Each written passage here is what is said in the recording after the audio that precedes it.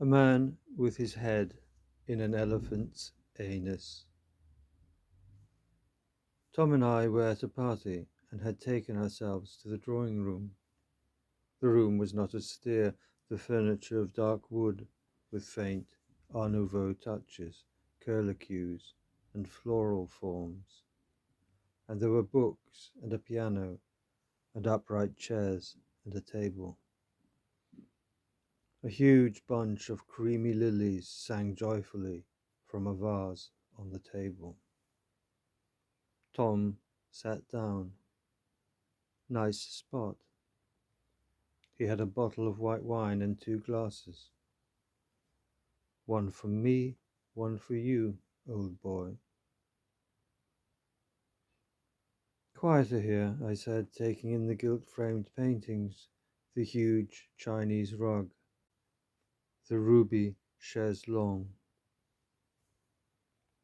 A man entered. He was wearing red trousers. Tom said, "Hey, cunt." The man looked over. "That's not necessary," and left. Then entered a girl in a blue dress, poised with lovely rounded shoulders and startlingly large black eyes, dark straight hair, brown skin, and a heart-shaped crimson mouth. Tom was interested. "Hi," he said. "Fancy some wine?" "Nah." I looked at her and smiled. She smiled back. "He's gay," said Tom. She raised her eyebrows in a sympathetic manner. "May I?" She took my glass and enjoyed a long sip, winked, then disappeared. Another person came in. He was completely bald and wearing dungarees. "Do you shave your head so you can stick it in an elephant's anus?" asked Tom. "Yeah. So what's it to you if that's what I like?" And off he went. Tom, for God's sake. Oh, Christ. Tom gulped his wine. "Do you really think he puts his head in elephants' anuses?" "It's not likely when you think about it. It might even be illegal.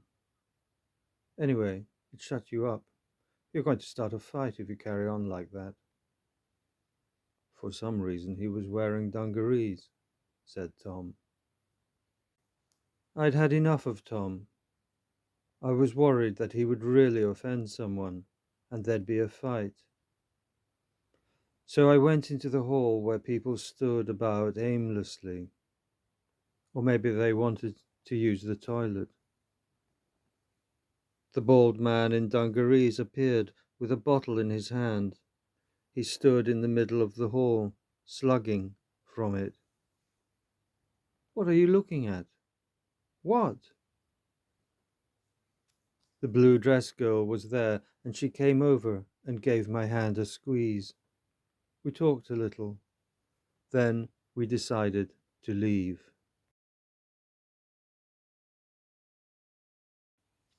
In the lamplit street. "By the way, I'm May." We shook hands rather formally. "I'm Caspasian." "What was it about that bald guy? So angry?" asked May. "I don't know. Was there maybe something my friend said? Some find him a little blunt." "I don't know," said May. "He was very cross, and for some reason he was wearing dungarees." May took me to her apartment, and we sat in the kitchen drinking coffee from tiny porcelain cups. Then she disappeared to the bathroom. I sent a WhatsApp message to Tom. "I'm at her place." "Fuck off," replied Tom. "We're in the bedroom. Fuck you." "She's taking off her dress." No reply. Then May reappeared in a negligee. I decided not to see Tom for a while. His behavior had become more and more difficult, and I reflected that it was even beginning to limit social possibilities in what was, for me, still a new city.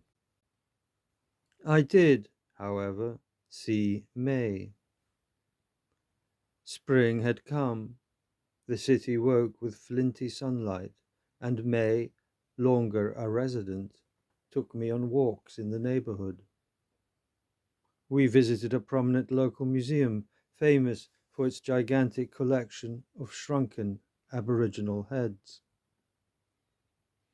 "I hope your family don't indulge in this practice," I asked, as we perused the tiny shriveled faces.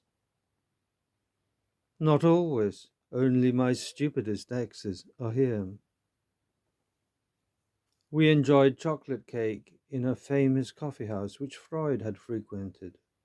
We strolled hand in hand through the flower market, then admired overpriced antiques in a Victorian shopping gallery. One joyful summer afternoon we went slightly further up the hill to discover a municipal park. From the entrance gates, cherry trees in full pink regalia lined the path, and down it we traipsed like Japanese lovers, and it led to a large circle of grass in which could be seen trucks of all sizes, and men and women standing around, some opening crates, others supervising, smoking, or talking. "The circus is in town," exclaimed May. And from the side of one truck I read, "Barnley's greatest circus extravaganza." We watched.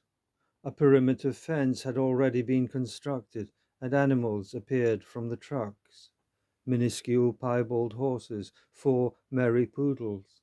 Then a pair of lions doped like Californians sloped dreamily down a ramp. And finally an Indian elephant came, accompanied by 2 handlers, and a man in dungarees.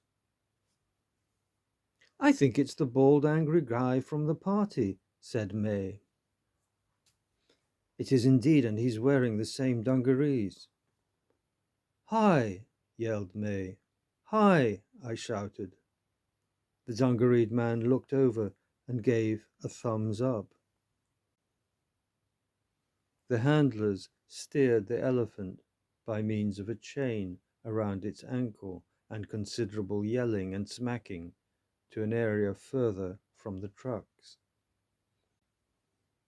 A handler held a large tin open to the dungareed man. He removed some matter from it with his hands and proceeded to smear it on his pate. A set of wooden steps painted in circus colors was placed near the rear of the elephant, and the dungareed man ascended. One of the handlers pulled aside the elephant's tail, and the dungareed man, after a brief pause to collect himself, inserted his head forcefully into the anus of the animal. After a moment of apparent indifference, the elephant raised its trunk to sound the first bars of the national anthem.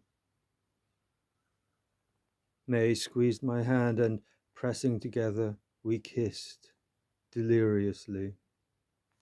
Presently the man removed his head and, still on the steps, raised his arms in a V gesture of triumph.